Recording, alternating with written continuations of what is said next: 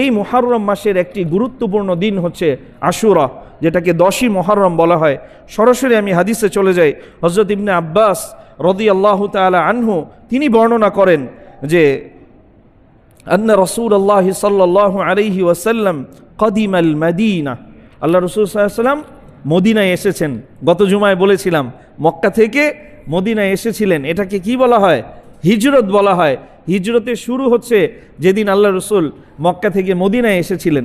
এই যে আল্লাহ রসুল সাল্লাল্লাহু আলাইহি ওয়াসাল্লাম মক্কা থেকে মদিনায় আসলেন, কদিমাল মদিনা, মদিনায় আসলেন, ফাওয়াজাদাল ইয়াহুদা সিয়ামান ইয়াউমা আশুরা, আল্লাহ রসুল সাল্লাল্লাহু আলাইহি ওয়াসাল্লাম দেখলেন বা ইয়াহুদিদেরকে পেলেন এমত অবস্থায় তারা আশুরার দিনে কি করে? সিয়াম, রোজা রাখে। ফাকাল লাহুম রাসূলুল্লাহ সাল্লাল্লাহু আলাইহি ওয়াসাল্লাম, তাদের উদ্দেশ্যে আল্লাহ রাসূল সাল্লাল্লাহু আলাইহি ওয়াসাল্লাম বললেন, মা হাদাল ইয়াউম আল্লাযী তাসুমুনা, এটা এমন কোন দিন বা এটা এমন কোন বিষয় যে তোমরা এই দিন রোজা রাখো?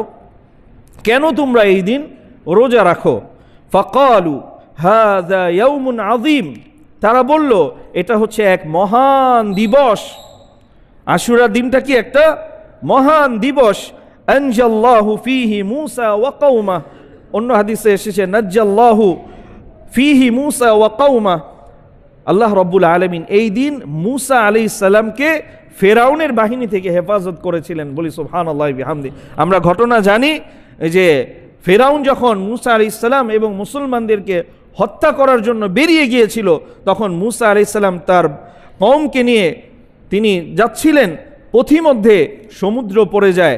তখন আল্লাহ রব্বুল আলামিনের নির্দেশনায় মূসা আলাইহিস সালাম তার লাঠির দিয়ে আঘাত করেন। আল্লাহ রব্বুল আলামিন সমুদ্রের মাঝখানে তিনি মূসা আলাইহিস সালাম এবং মুসলমানদের জন্য রাস্তা বের করে দেন। বলি সুবহানাল্লাহি বিহামদি। এরপর সেই রাস্তা দিয়ে মূসা আলাইহিস সালাম এবং তার কওম পার হয়ে যায় এবং ফেরাউন যখন এসে দেখে মাশাআল্লাহ সুন্দর রাস্তা, মনে করছে যে আমার বাপদাদারা হয়তো এই রাস্তা করে দিয়ে গেছিল, সেও এখানে চলে আসে। তখন আল্লাহ রাব্বুল আলামিন কি করে? তাকে পানিতে ডুবিয়ে শেষ করে দেয়। যে কিনা নিজেকে কি বলেছিল? আনা রব্বুকুমুল আ'লা, আমি হচ্ছে তোমাদের বড় প্রভু। বলি নাউযুবিল্লাহি মিন যালিক। সেই প্রভু মরল কিসে? পানিতে। সে অবাধ্যচারণ করেছিল কার সাথে? আল্লাহর সাথে। আল্লাহ তাকে পানিতে ডুবিয়ে মেরেছে। এটা কিয়ামত পর্যন্ত বিশ্ববাসীর জন্য আল্লাহ রাব্বুল আলামিন দৃষ্টান্ত রেখে দিয়েছেন। হে আমার বান্দা, তোমরা দেখো আমি আল্লাহর সাথে যদি পাঙ্গা লড়তে আসো, তুমি যত বড়ই কিছু হয়ে যাও না কেন, তোমার শেষটা খুব ভয়াবহ হবে। নাউযুবিল্লাহি মিন যালিক। কোরআন হাদিসে শিক্ষা, প্রত্যেকটা পরতে পরতে শিক্ষা। তুমি কিসের অহংকার করো, কিসের বাহাদুরি করো, কিসের বেটাগিরি দেখাও? তোমার চেয়ে অনেক বড় বেটা ছিল ফেরাউন, অনেক বড় পাওয়ারফুল ছিল নমরুদ। আমি ওদের শেষটা করেছি নির্লজ্জের মতো, শেষটা করেছি আমি অনেক অপমানজনক, অনেক লাঞ্ছনাদায়ক। তুমি সাবধান হও, তুমি ভয় করো। অন্যায়, জুলুম, মানুষের উপর অত্যাচার, নির্যাতন, নিপীড়ন থেকে নিজেকে ফেরাও। তুমি কিসের চাঁদাবাজি করো, তুমি কিসের মানুষের উপর অত্যাচার করো? 2 দিনের দুনিয়া, মরে গেলেই মাতুয়াইল কবরস্থানে তোমার জায়গা হয় কিনা সন্দেহ, তোমার জায়গা হয় কিনা সন্দেহ। বর্তমান সময়ে দেখো না কিভাবে হত্যা করে, কোনো কিছুই আর খুঁজে পাওয়া যায় না, ঠিক না বেঠিক? তার লাশের একটা টুকরাও খুঁজে পাওয়া যায় না। এই মানুষ, তুমি নির্যাতন করো না, তোমার আরেক ভাইয়ের উপর অত্যাচার করো না। আল্লাহ রাব্বুল আলামিন অনেক গুনাহ সহ্য করেন। মানুষের উপর অত্যাচার, মানুষের উপর নির্যাতন, মানুষের উপর জুলুম আল্লাহ রাব্বুল আলামিন সহ্য করেন না। বলতে পারেন যে হুজুর জুলুমকারীরাই তো সব করতেছে। আল্লাহ এটাও কোরআনে বলে দিয়েছেন, আল্লাহু ইস্তাহজিউ বিহিম ওয়া ইয়ামুদ্দুহুম ফি তুগয়ানিহিম। তাদের এই অবাধ্য চারণার মধ্যে আল্লাহ রাব্বুল আলামিন ঢিল দিচ্ছে। ঘুড়ির সুতায় যেমন ঢিল দেয়, এটা উপরে উঠতে থাকে, মনে করে আমি আকাশে চলে গেছি, কিন্তু নাটাই কিন্তু তার হাতেই এক টান দিয়ে নিয়ে এসে পড়বে। এই বুঝ এই চিন্তা ফিকির ভাই দোস্ত বুজুর্গ আমাদের থাকতে হবে। আমি চিরস্থায়ী না, দুনিয়ার কোনো কিছুই চিরস্থায়ী না। আমি কেন আরেকজনের সাথে আমি অত্যাচার করব? কেন আরেকজনকে আমি কষ্ট দিব? কেন আমি আরেকজনের সম্পদ লুটে পুটে খাবো? কেন আমি চাঁদাবাজি করব? আমার কোনো কিছুই তো স্থায়ী না। আমি স্থায়ী না, আমার সন্তান স্থায়ী না, আমার স্ত্রী স্থায়ী না, আমার বাড়ি ঘর কোনো কিছুই স্থায়ী না।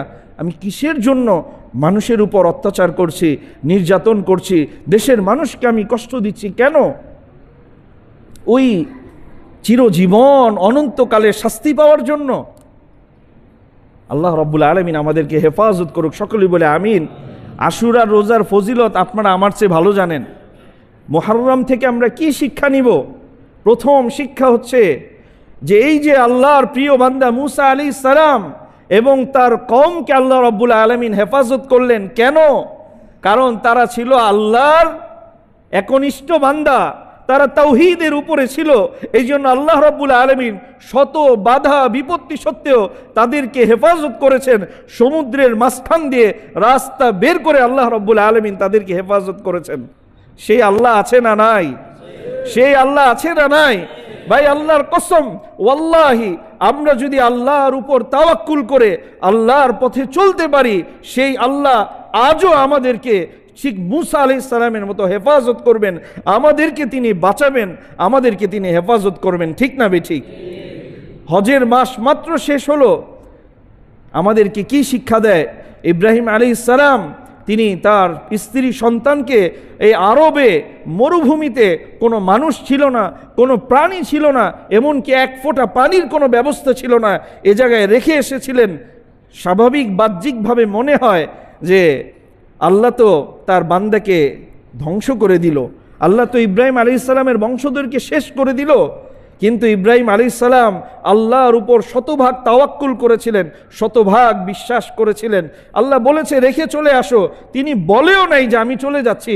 যাওয়া শুরু করছেন, পিছন থেকে হাজেরা তিনি বলছেন আমাদেরকে কোথায় রেখে যাচ্ছেন? কোনো উত্তর নাই। কোথায় রেখে যাচ্ছেন? কোনো উত্তর নাই। তৃতীয়বার প্রশ্নের পরে এটা বললেন, মা হাজেরা আপনি কি আমাদেরকে আল্লাহর নির্দেশে এখানে রেখে যাচ্ছেন? ইব্রাহিম আলাইহিস সালাম পিছন দিকেও তাকায় নাই, যেতে যেতেই বললেন যে হ্যাঁ আল্লাহর নির্দেশে তোমাদেরকে রেখে যাচ্ছি।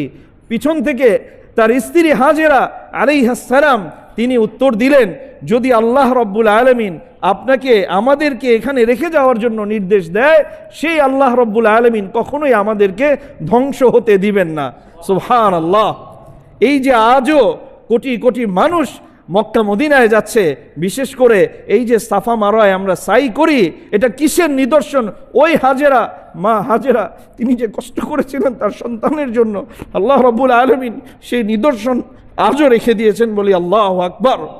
তাই আমি আল্লাহর জন্য যত কষ্ট করব, যত মুজাহাদা করব, যত পরিশ্রম করব, আল্লাহ রাব্বুল আলামিন আমার সম্মান, আমার মর্যাদা তত গুণে বৃদ্ধি করবেন। ঠিক না বেঠিক? আল্লাহ রাব্বুল আলামিন আমাদেরকে বুঝার তৌফিক দান করুক, সকলে বলে আমিন। এই দিন আরও অনেক বড় বড় ঘটনা ঘটেছিল। বিশেষ করে নূহ আলাইহিস সালাম তিনিও যে প্লাবনের শিকার হয়েছিলেন, আল্লাহ রাব্বুল আলামিন দীর্ঘদিন এই প্লাবনে অর্থাৎ নৌকায় তিনি সহ তার কওমকে যেই নৌকার উপরে রেখেছিলেন কিস্তিতে, সেই কিস্তিটা এই মুহররমের 10 তারিখে জুদি পর্বতে গিয়ে অবতরণ করেন।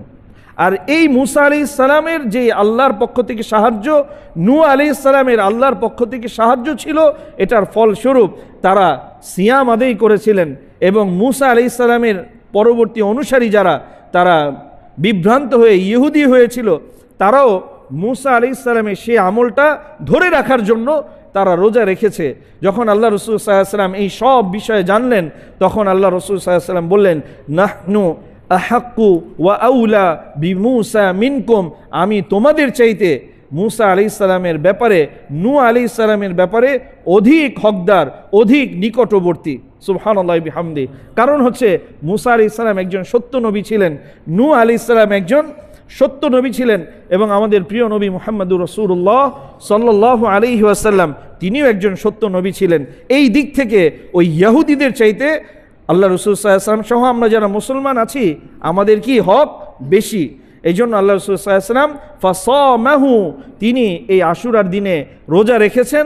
ওয়া আমারা বিসিয়ামি, এবং তিনি রোজা রাখার জন্য কি করেছেন? নির্দেশ দিয়েছেন। এবং রাসূলুল্লাহ সাল্লাল্লাহু আলাইহি ওয়াসাল্লাম বলেছেন, ইন্নী আহতাসিবু আলাল্লাহ, আমি আশা রাখি আল্লাহর উপর, যে ব্যক্তি এই দিন সিয়াম আদায় করবে, আইয়ুকাফিরাস সানাতাল্লাতী ক্বাবলা, আল্লাহ রাব্বুল আলামিন তার পিছনের 1 বছরের গুনাহ মাফ করে দিবেন। বলি সুবহানাল্লাহি বিহামদি। এবং হাদিসে এসেছে যে আল্লাহ রাসূল সাল্লাল্লাহু আলাইহি ওয়াসাল্লাম দেখলেন ইহুদিরা একদিন রোজা রাখে 10 তারিখ।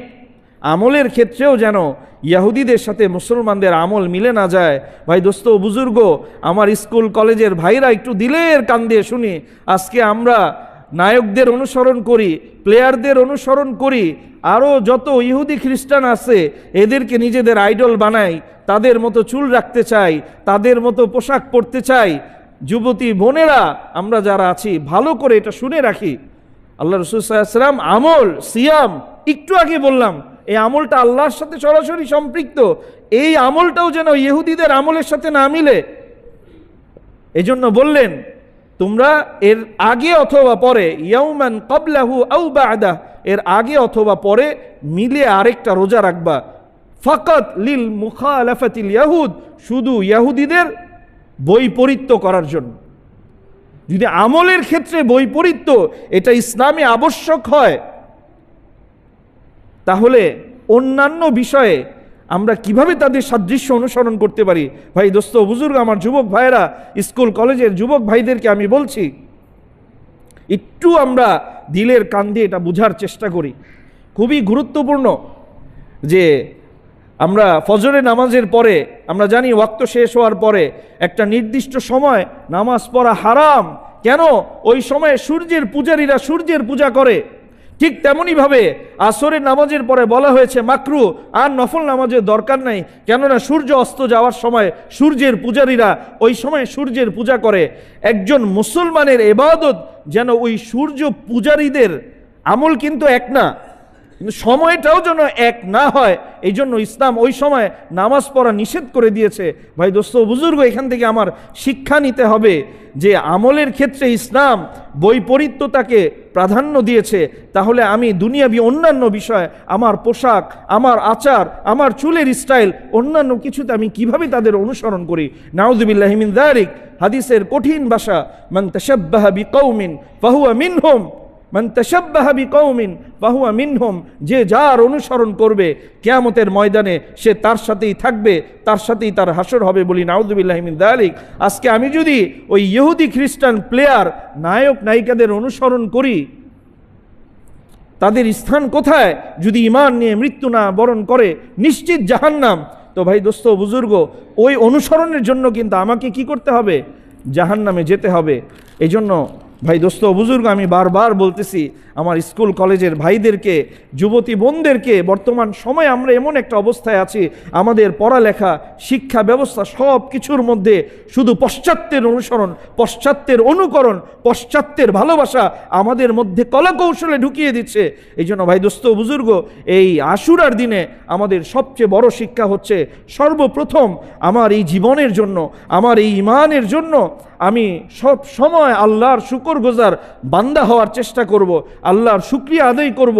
যেভাবে মুসা আলাইহিস সালাম তিনি সারা জীবন শুকরিয়া আদায় করেছেন, যেভাবে নূহ আলাইহিস সালাম সারা জীবন শুকরিয়া আদায় করেছেন, এবং ওই সুন্নাহকে বজায় রাখার জন্য আমাদের প্রিয় নবী সাল্লাল্লাহু আলাইহি ওয়াসাল্লাম সিয়াম আদায়ের মাধ্যমে শুকরিয়া আদায় করেছেন, আমাদেরকেও শুকরিয়া আদায়ের নির্দেশনা দিয়েছেন। এবং পাশাপাশি ওই মুখালাফাতুল ইয়াহুদ, খালিফু ফিহিল ইয়াহুদ, এই সময় এই বিষয়ের ক্ষেত্রেও আল্লাহ রাসূল সাল্লাল্লাহু আলাইহি ওয়াসাল্লাম আমাদেরকে ইহুদিদের বৈপরীত্য করতে বলেছেন আমলের ক্ষেত্রে। তাহলে অন্যান্য ক্ষেত্রে তো এটা কতটা গুরুত্বপূর্ণ আর বলার প্রয়োজন নাই। আল্লাহ রাব্বুল আলামিন আমাদেরকে তৌফিক দান করুক।